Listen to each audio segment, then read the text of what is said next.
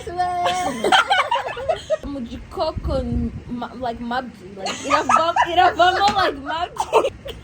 I feel like Chinese, bro. Like, Don't talk English. hey guys, welcome to the Andrew family. Murakaza neza. So this is gonna be a family channel where we just document our life, like our day-to-day life sometimes, and vacations and where we go here in Arizona. We're gonna be like showing you guys places, and so that if you guys want to come and like explore Arizona, we can give you guys places to eat, places to visit that are fun, and yeah. Yeah, kuri bamwe mutumva icyongereza ntabwo twabibagiwe. Iyi YouTube channel izaba ari iyo kuba fun, like having fun, some challenges, some games, kubatembereza mu bice bigiye bitandukanye byo muri Arizona, states zigiye zitandukanye. Let me say wenda uje nka hano Arizona kakwereka places wazasura, waje muri cyangwa ushaka uri muri vacation, yeah, ahantu ho kurira, ahantu wazana famille yawe, ahantu wajyana umukunzi wawe, yeah, ni byinshi muhishiwe muzagenda mubibona. So we're back. It's just me and Daisy. Anja's behind the camera, and she's gonna be asking us questions in Kinyarwanda because me and Daisy, we know a little bit, but we're still learning some. So we're gonna just take you guys on our journey of learning it, and we're gonna ask. She's gonna ask us questions in Kinyarwanda. We're gonna try and answer back to her. And yeah, if you guys like us doing like little challenge, like not challenges, but like us learning like this, you guys can comment down below. Yeah, all together. You guys can comment down below, and we can do part 2. Yeah, and part 3 and part 4. And yeah. Okay. Muri tayari? Yego. Yego. Okay. Ikibazo cya mbere kiragira kiti amata turuka hehe? Oh my. Yes, well. Amata iraturuka. Try to speak louder. Amata iraturuka. Amata iraturuka ku gikoko. Gikoko. Amata iraturuka muri gikoko. Uzi inka? Yego. Inka. Okay, inka amata aturuka mu nka. Amata aturuka mu nka. Amata aturuka mu nka. Amata aturuka mu nka. Mu nka. I feel like Chinese, bro. Like, don't talk English. Nita gute grammar in Kinyarwanda? Nyogokuru. Sogokuru. Sogokuru.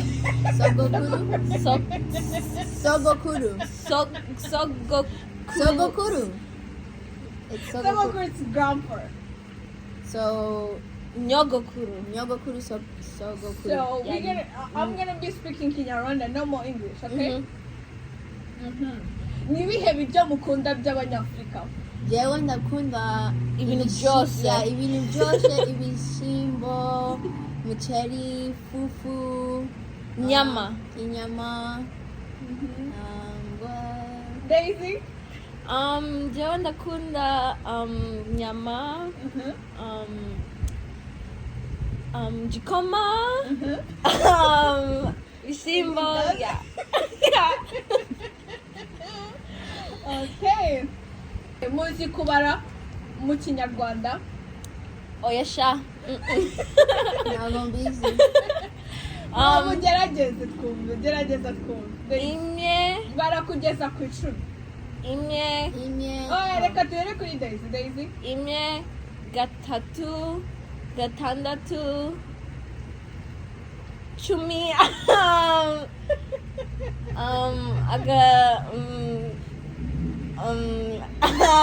Yeah. Okay.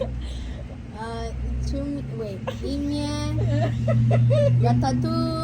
Kabiri. Oh, kabiri, gatatu. Ntabwo bambwiye ni kabiri. Rimwe, gatatu, Bro, ntabwo mbizi. gerageza Okay. Rimwe, gatatu, kabiri, gatatu, atanu. I don't know. Ntabwo mbizi. Okay. Amagi aturuka hehe? Amagi iraturuka mu nyoko mu gikoko igikoko. amagi iraturuka mu gikoko Mu gikoko. Ntabwo iri inyoko. Ikihe gikoko? ha Mu kihe gikoko? gikoko Uri kumva ari nk'igiki amagi aturuka nka hehe mu kihe gikoko? iraturuka mu gikoko like mabyi like iravamo like mabyi Muri kibuno. muri kibuno ya igikoko. Yeah. Iraza, urabitwara, urabijya.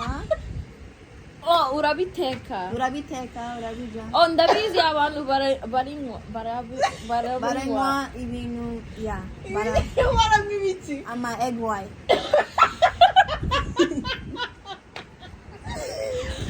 Ibyo ni ibiki mu kinyarwanda nyine banywa ibiki? mata ya magi or Iyo bababwiye Afurika muyumva gute?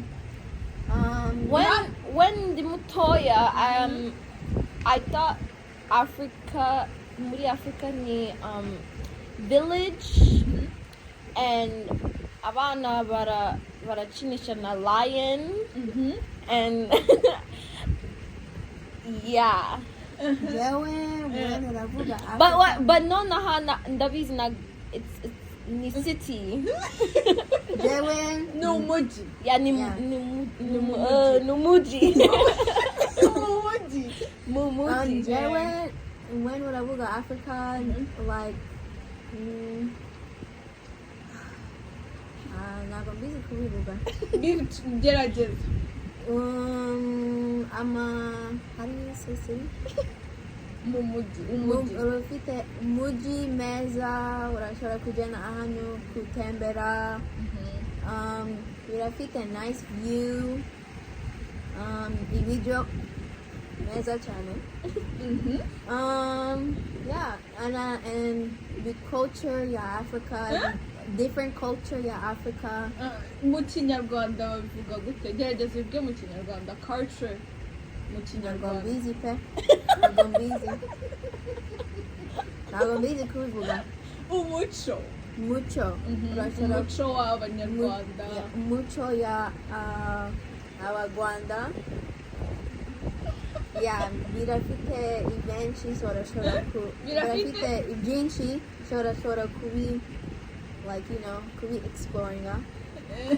And yeah. Okay. Meat.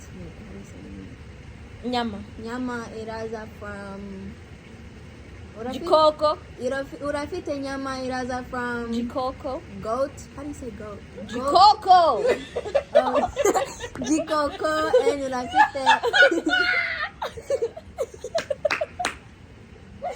and then I'm laughing. igikoko urafite nyama iraza from mahene amahena.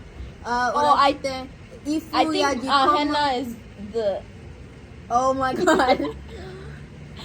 And Yeah. urafite Murumva nimujya muri Afurika iki kintu mushaka kuzakora?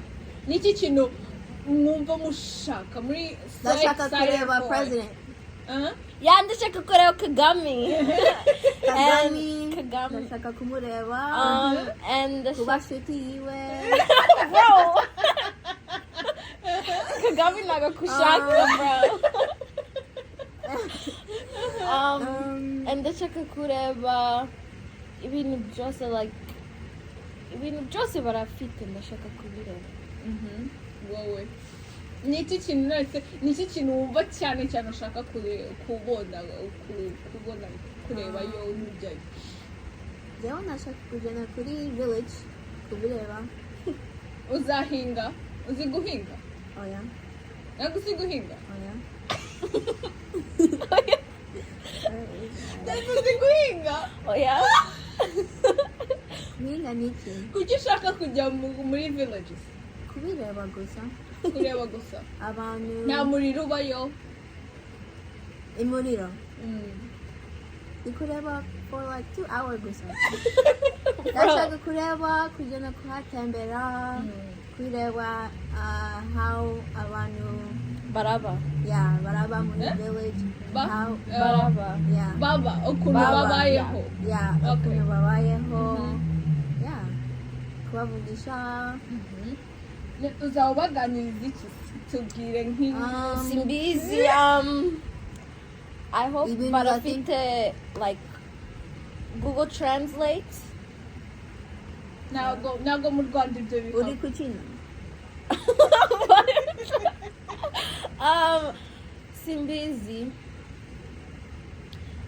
Uraba translator yande. Yeah. Tubwire ku ishuri uba wumva nukura ushaka nko kuba iki? Jewe ntabwo mbizi. Daisy arabizi, njyewe ntabwo mbizi. Ndashaka kuba like Kureba yeah. abana muri foster care arashaka kuba. yeah, or ku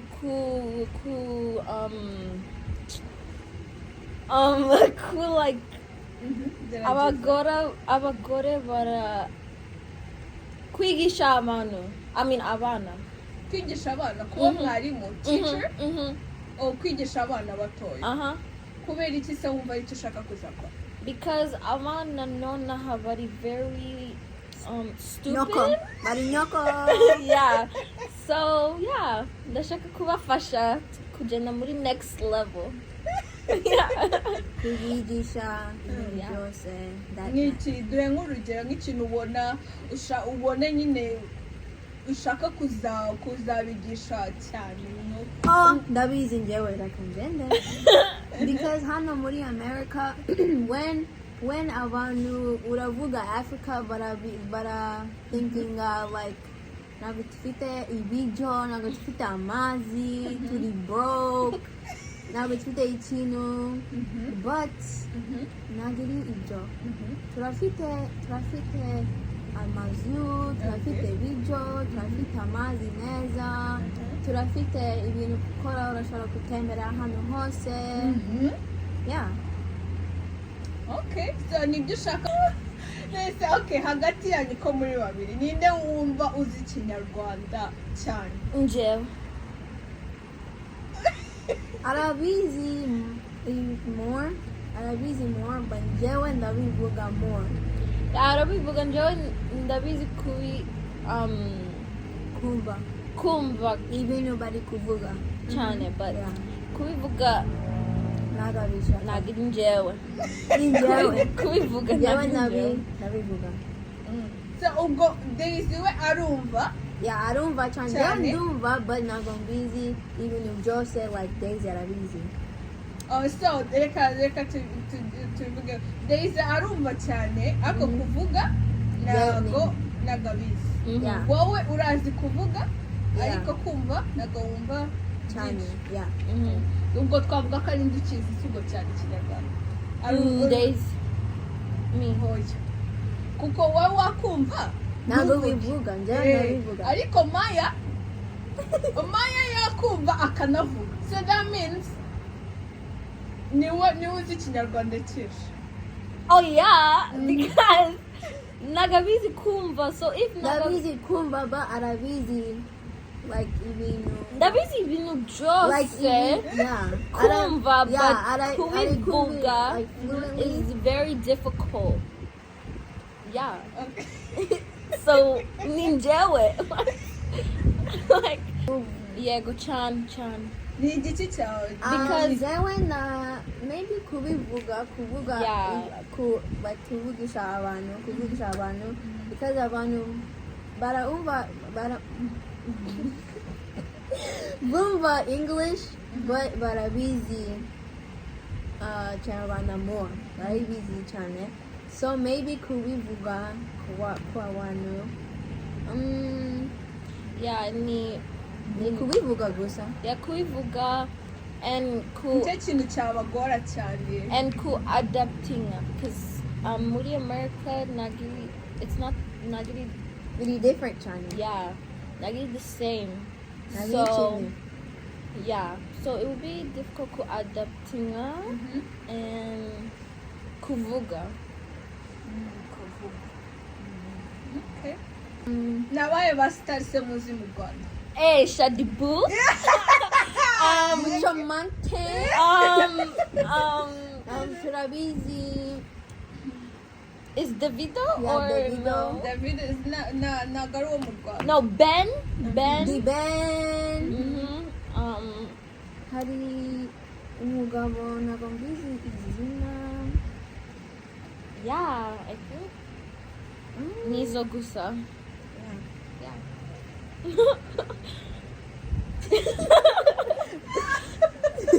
Yeah. Okay. Abantu bari kureba twebwe ntabwo bizi icyongereza, njyewe ndi Maya. Learning Daisy. Iyi ni part 1 for Iche ya kwambere. Igice cya mbere. icyiciro Ichiche ya kwambere. Igice cya mbere. Igice cha mbere. turi Kuvuga Kinyarwanda. Turi kwigana ikinyarwanda. Turi kwigana Kinyarwanda. So if urakunza iyi, if Fata like. comment, subscribe, Oreza kushti yawe be sharing there, zose. yes, bereka Babwire abantu, kuza babwire ku kuza subscribinga. kuri subscribinga. Niba Kunze iyi video, Tubwire muri comments, so and turashobora gukora ibindi. igice cya Yeah, kabiri. icyiciro cya kabiri. na gatatu na. Yes. Okay. So English, thank you guys for watching. And We will see you guys in the next video. This was just like a little introduction of what it's gonna be like. and if And you liked if you it, like this video, like, comment. comment, subscribe, share, and yeah, and turn on your post notifications so that when we post, post, you guys can be notified. and let us And- know what you guys want Yeah, us. let us like give us places we can go visit so we can show you how it is. And if you let wanna us know what you guys want to see us Yeah, doing content of- and yeah, where we and- want to go and who you want on the channel. Yeah. And yeah, like who we can collab with. And Muri Kinyarwanda. Oh my god, I literally forgot everything I said. Okay. Muchina Gwanda. Abantu turi gukora iyi ni channel, turi gukora ibintu, turajyana ahantu hose. Urashaka kutubwira ahantu urashaka twebwe kugenda. Kukwereka ahantu zatandukanye. Ahantu hagiye hatandukanye. Ahantu twagiye Hagiye hatandukanye.